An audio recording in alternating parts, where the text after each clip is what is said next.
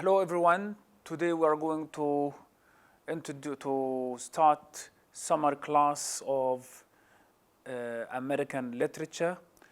In this class, we are going to discuss American literature in general, and we will focus on one of the most famous and influential writers in American literature, who is Mark Twain.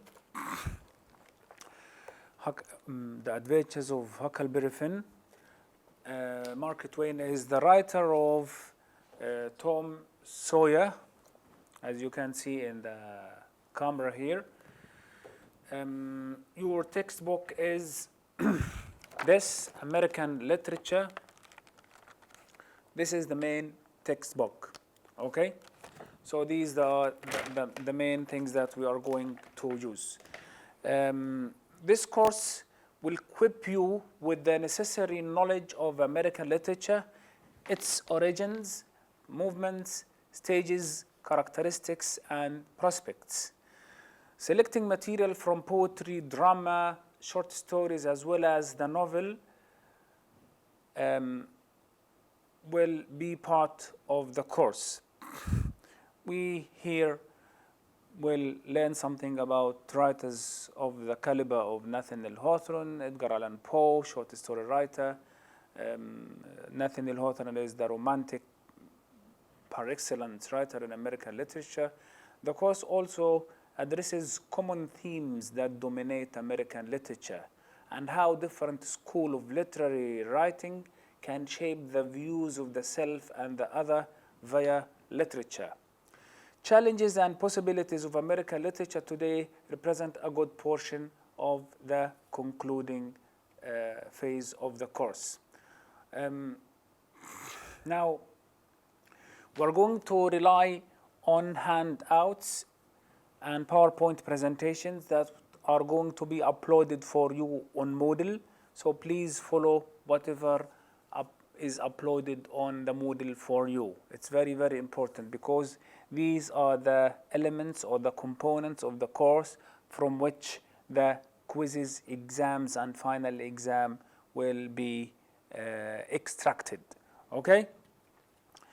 The main objective of the course is to provide hand-on training, informing and analyzing of the literary schools, features of the USA's literary texts, as well as the common difficulties they pose when intercultural communication is involved, in order to enable you to competently, critically identify world literature texts and how they become world masterpieces. And here we talk about American literature being very, very influential around the world, okay? The outcomes that are expected: you will be able to trace the historical context and origins of American literature. You will be able also to analyze the role of cultural institutions in promoting certain texts and excluding others. Also, analyze the different production of the schools of American literature and their respective characteristics and features, the differences between realist writing, romantic writing, modernist writing in America, and how these are compressed or pressed versions of the European literary schools. We will come to this and compare between the historical timeline between the European literary schools and the American literary schools, and how the traveling of these schools from Europe into America affected their nature. It also will elaborate an understanding of major periods and major genres that prevailed in American literature, develops appropriate skills of identifying textual and stylistic features from different periods and cultures. You will articulate an understanding of several major pieces of American literature. You have certain major pieces in American literature that you cannot study American literature without knowing, for example, Nathaniel Hawthorne, The Scarlet Letter, or Herman Melville's Moby Dick. Moby Dick is like the epic of American literature, according to Edward Said, for example, who wrote an elegant introduction to the book. And in his book, Edward Said says it is like the American masterpiece of 19th and 20th centuries, in his book entitled Reflections on Exile. You will articulate an understanding of several major pieces of American literature, as we've mentioned, and also Mark Twain. We will come to Mark Twain and his books. Mark Twain is like the father of American literature. Remember that Ernest Hemingway says that all American literature comes from one book, that is Mark Twain, The Adventures of Huckleberry Finn. We'll come and stay good portion of time with Mark Twain's Adventures of Huckleberry Finn. Also, you cannot study American literature without knowing people such as Arthur Miller, the Crucible. The Crucible is very, very important. Before Mark Twain, he came in the 20th century, Arthur Miller. But also in the 20th century, 2 decades before Arthur Miller wrote his Crucible, the Crucible, Ernest Hemingway, for example, was very famous for the Old Man and the Sea, Farewell to Arms. William Faulkner wrote The Sound and the Fury. All these are masterpieces that you should be aware of, because they are worldwide masterpieces. They are translated into nearly all living languages, so you ought to know about them. Construct coherent arguments on main texts of American literature and their status on the world literary scene. The topics that we are going to discuss here. First, week. What is American literature? What is America? It's very important before you go to literature, you define America. What is America? Where does the word come from? Who are Americans? What is the difference between the European American and the Native American? Okay, and this confusion in the term. Does anybody write in English in America consider herself or himself an American literature writer? We will see. We will look quickly on early American and colonial period to 1776. 1776 is a crucial turning, it's a watershed in the European history on the Americas. Okay, we will focus on William Bradford and Bradstreet. William is a poet, and Bradstreet is a poet. Both, he is a man, she is a woman. Both had certain perspective on how language should work, and these are one of the first people to land in America, okay, from Europe. Democratic origins and revolutionary writers with focus on Washington Irving. Washington Irving is considered by many to be the father of American literature, so it is very good to have a look at his writing.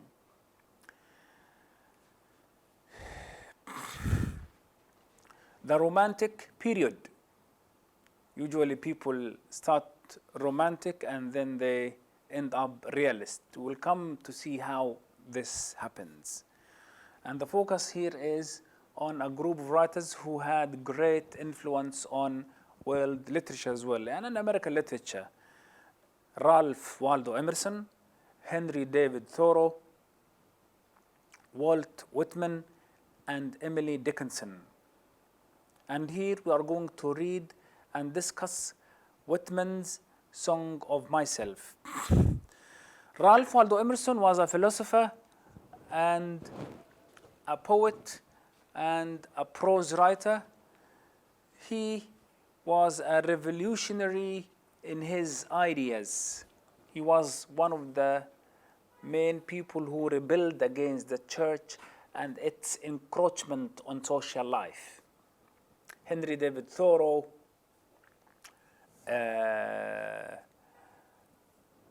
was a very, very nice writer. He remained in a cabin in a place called Waldo and wrote his reflections on life. He wrote exquisite pieces. All his work is subsumed together with Emerson under a school of American literature that is called Transcendentalism. You can say Transcendentalism is an offshoot of Romanticism. We will come to know the nuances between Romanticism and Transcendentalism in due course. Walt Whitman, to the Americans, Walt Whitman is like Shakespeare to the English. Walt Whitman, in fact, came up with new ways of writing poetry. He's from Long Island in New York.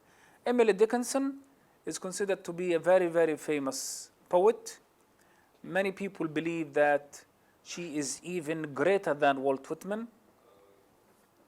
She wrote around 900 poems and refused to publish them during her life.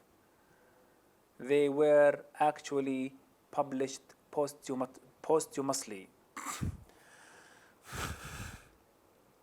Here we also focus again on the Romantic period with focus on Hawthorne, Melville, Poe, and Jacobs. We will touch upon the works of each one of them and sum up the main features of their writing. We will focus mainly on Melville. Melville is very important, Moby Dick. And by the way, Melville's Moby Dick is produced as movie or indeed as movies. You can find a lot of movies or a good number of movies on it. Edgar Allan Poe as well is very important writer, especially short story writer. After that, we'll come to American realism with focus on Samuel Clemens.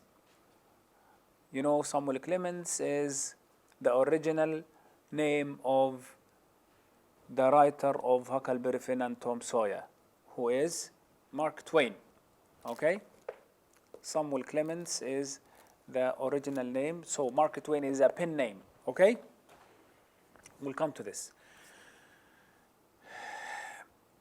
Here we're going to start reading and discussing Mark Twain's The Adventures of Huckleberry Finn, and we will stay a good portion of time discussing his work, because Mark Twain is not only a novel writer, he influenced the English in America, the English language in America, and he was one of the first people to establish American realism. And it is interesting that he does not come from the Northeast, where all the writers we discussed so far are from the Northeast. The places like New York, Washington, Boston, the birthplace of Transcendentalism, or the Concord, in fact, near Boston. I forgot to mention the relationships between Khalil Gibran and Ralph Waldo Emerson. We will come to this in passing so that I can open a discussion on the relationship between East and West and how Ralph Waldo Emerson was influenced by the Indian Sufism or the Indian mysticism.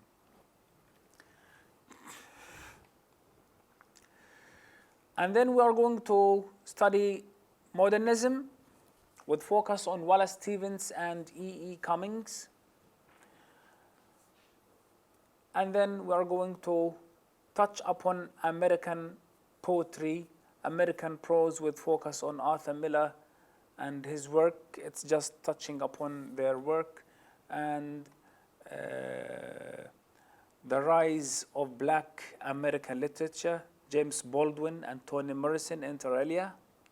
James Baldwin is very, very important Black American writer. Toni Morrison is a Nobel Prize laureate. She is very famous as well. If we still have time, we're going to talk about contemporary American writers, Arab American writers like Suzanne Abul Hawa. She is very famous. Palestine in American literature. It's very good that certain pieces in American literature give Palestine certain importance, because you need to know that Palestine is entrenched in biblical texts, and some of these writers, like Herman Melville, for example, mentions Palestine in his work. Mark Twain visited Palestine and he had his own observation on Palestine. We can knock these into shape and tease out certain patterns of stereotypes, perspective on the place. As for the assessment, assignment number 1 will be 4%, assignment number 2 will be 6%, and then attendance and class participation will be 10%, the midterm will be 20%, and the final exam will be 60%. For the attendance and the class participation, we are going to include the quizzes as well that we will leave for you on the Moodle. For the course policies, please make sure that you consult experts, you refer to dictionaries, you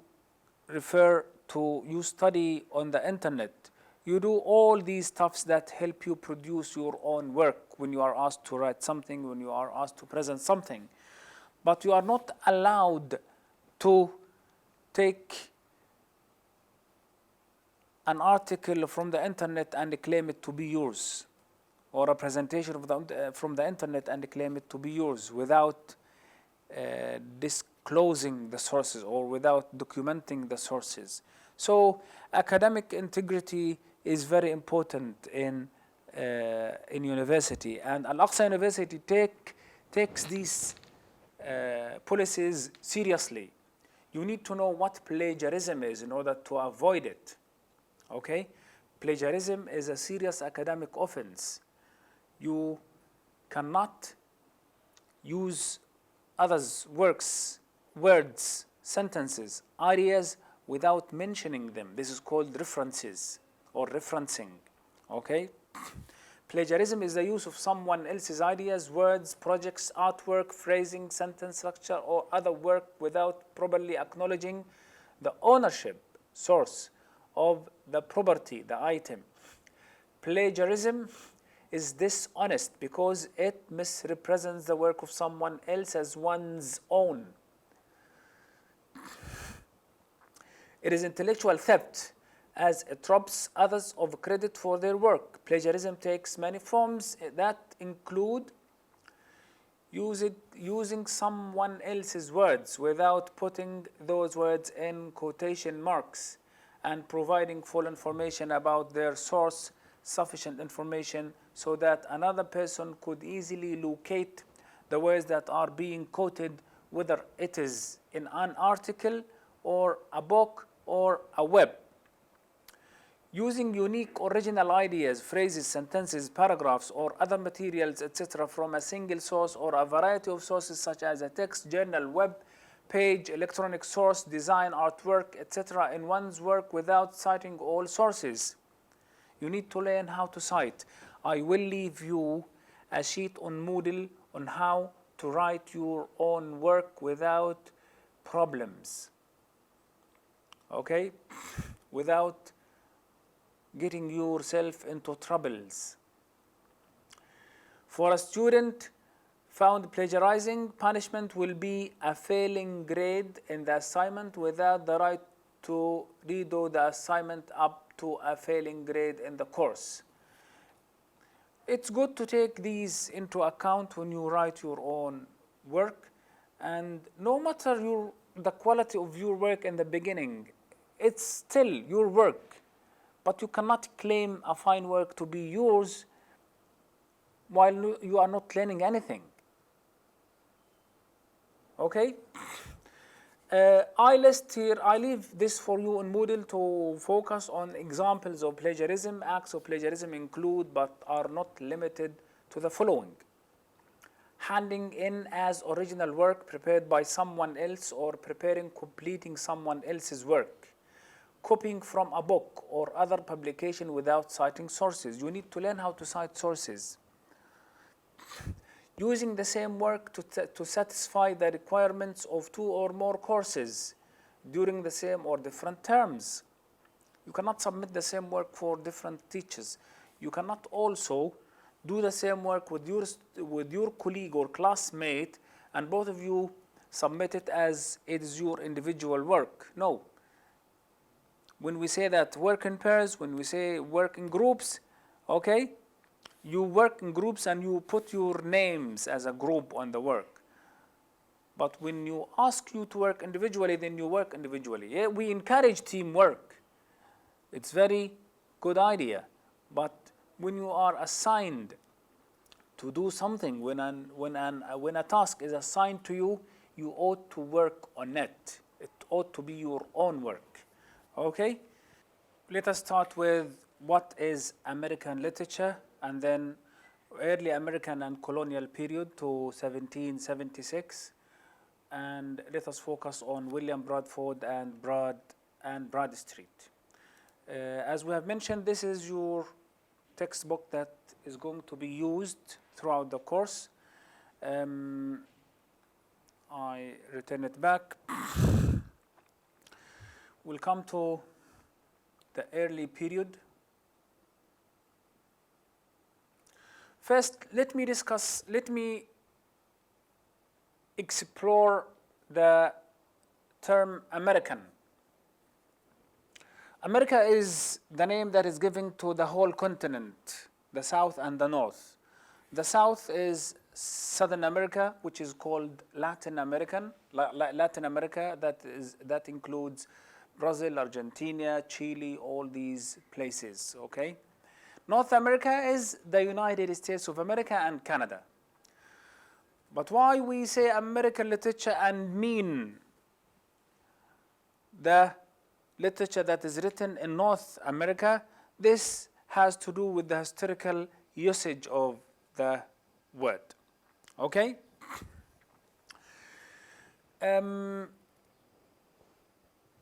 In this book, it's interesting that early American literature was oral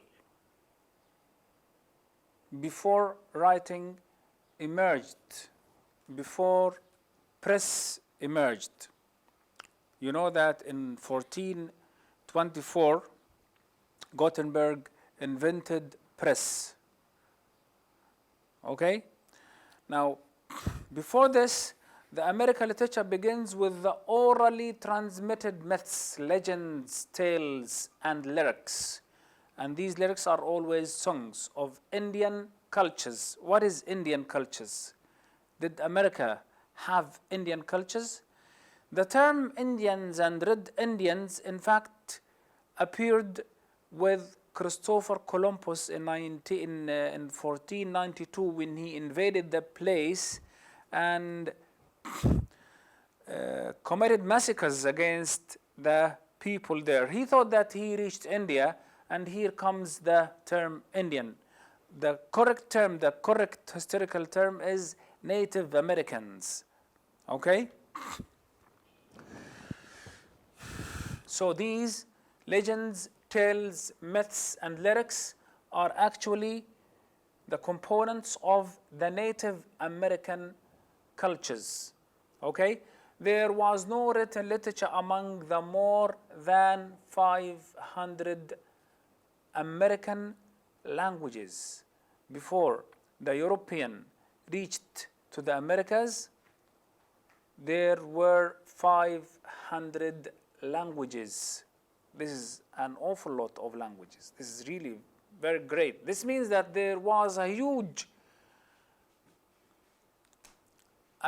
network of cultures that dwelt in this area before the Americans. And the tribal culture that existed in North America before the first Europeans arrived. As a result, Native American oral literature is quite diverse. Narratives from quasi-nomadic, nomadic, when you talk about nomadic people, you talk about people who are living outside cities, okay? Quasi-nomadic, people who are not city dwellers, not nomadic purely. So these nomadic people lived on hunting and agriculture formed their narratives, their stories. The northern lakeside, the dwellers such as the Obija, often radically from stories of desert tribes like the Hopi. Tribes maintain their own religious worshipping gods, animals, plants, or sacred persons. Systems of government range from democracies to councils of elders. Councils of elders stood instead of constitution, stood in the ruling of the lives of people on behalf of democracies, elections, etc., etc. Next time, let me stop here because of time. Next time we're going we are going to remain on these things, okay? And we will talk about early American and colonial period to 1776, and we will quickly move in order to make use of the course. Thank you for today.